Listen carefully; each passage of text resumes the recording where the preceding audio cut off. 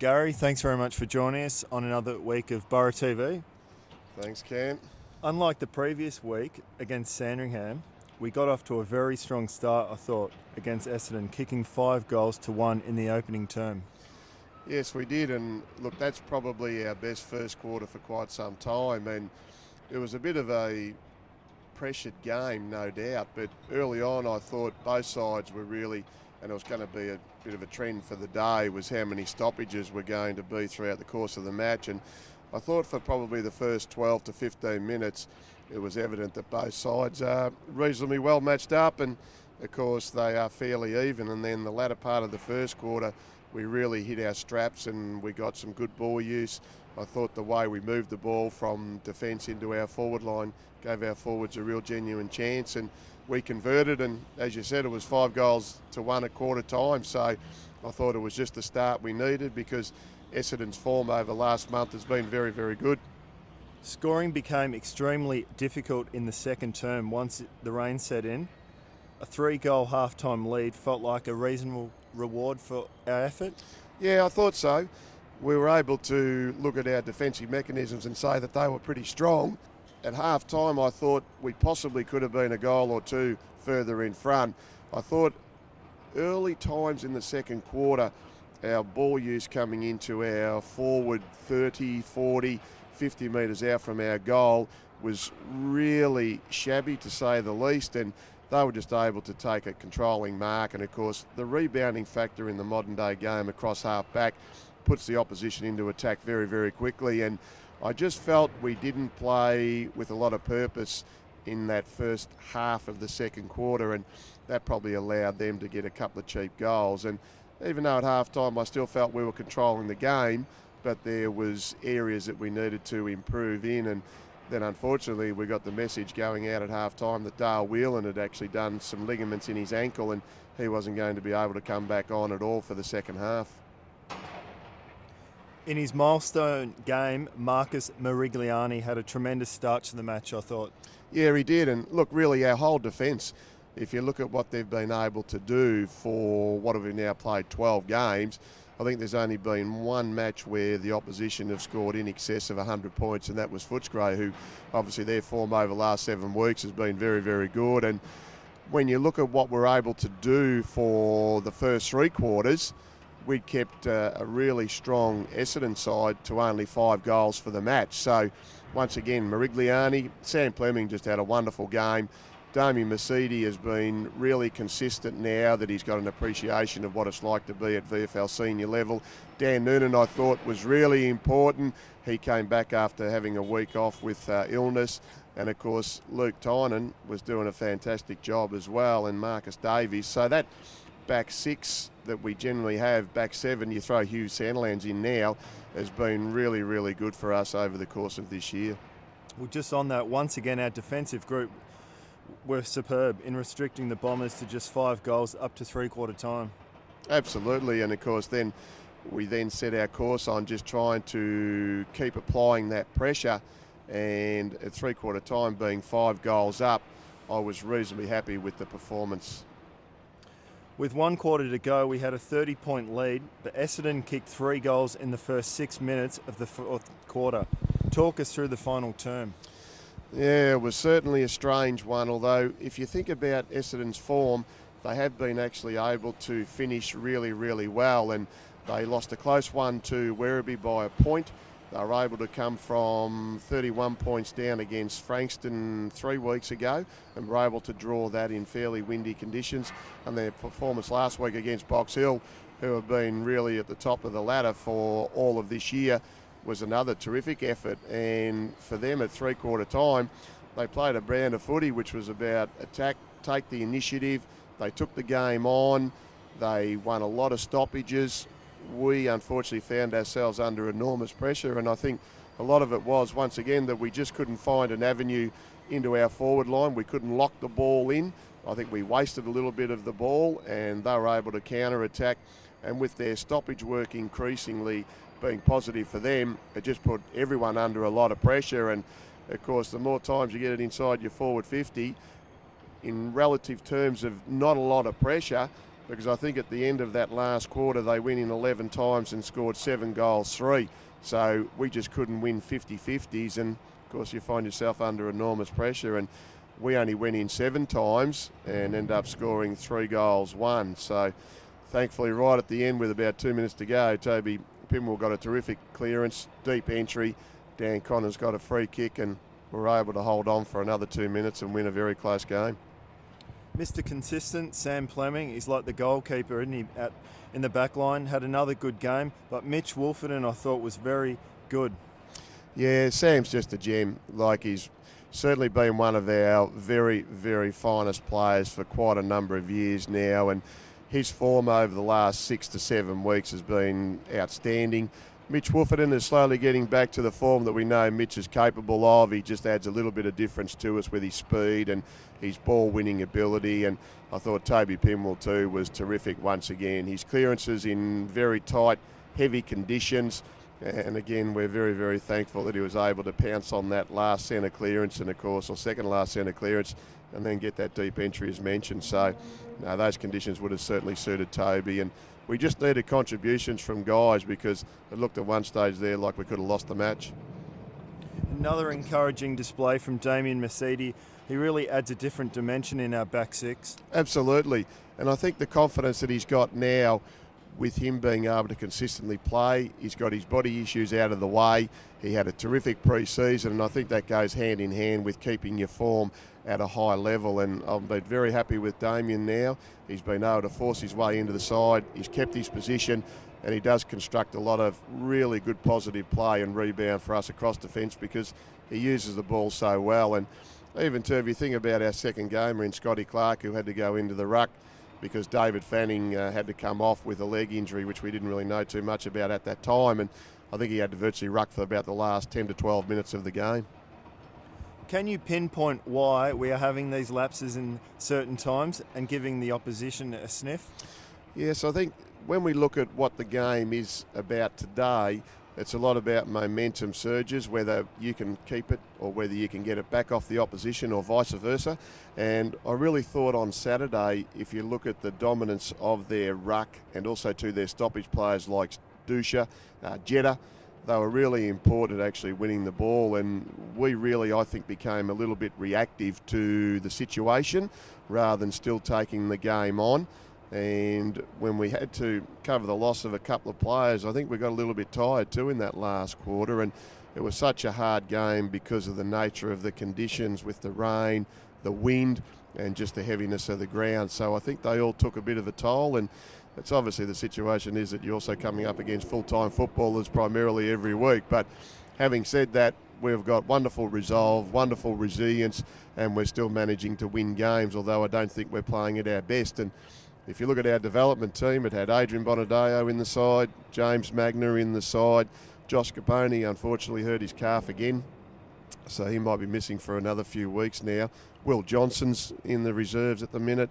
Of course, Julian Rose not playing. Chris Michaelides has just come back from an AC joint issue. So there's some really good talent going around in our development team, and I'm sure they'll all get a game in the coming weeks.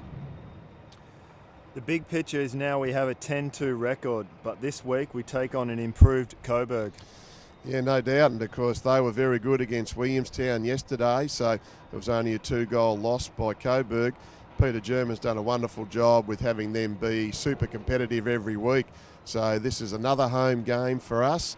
We obviously try and play at our very best at home, and if we want to keep giving ourselves the best opportunity, Cam, we've just got to win as many games as we possibly can. So we've once again got to be up for the challenge. We'll regroup, lick our wounds, as they say, look at our injuries, and looking at selecting the best team. And the other thing that was good on the weekend was that the development team had another good win as well. So if we can keep getting wins, we'll position ourselves hopefully for a real good entry into the finals, and then you never know what can happen in the finals. And finally, outside the VFL bubble, I believe you caught up with a few old Hawthorn teammates Saturday night for the 88-89 premierships. Yeah, we did, Cam. It's 25 years since the achievement of back-to-back flags, and if it's any indication of how I woke up yesterday morning, I think I had a pretty good night, mate. So great to catch up with all the guys. They're a wonderful group. It's a terrific camaraderie between the guys that played, obviously, Premierships is what you play footy for, and it's always nice to reminisce and keep telling one another how good we thought we were and are. So, no, great night, mate. Terrific to see Jason Dunstall get elevated to legend status as well. Great honour for him. Gary, thanks very much for joining us on Borough TV, and we wish you and the boys luck against the Burgers on Saturday. Good on you, mate. Pleasure. Good kick. Not ready. Where's the line?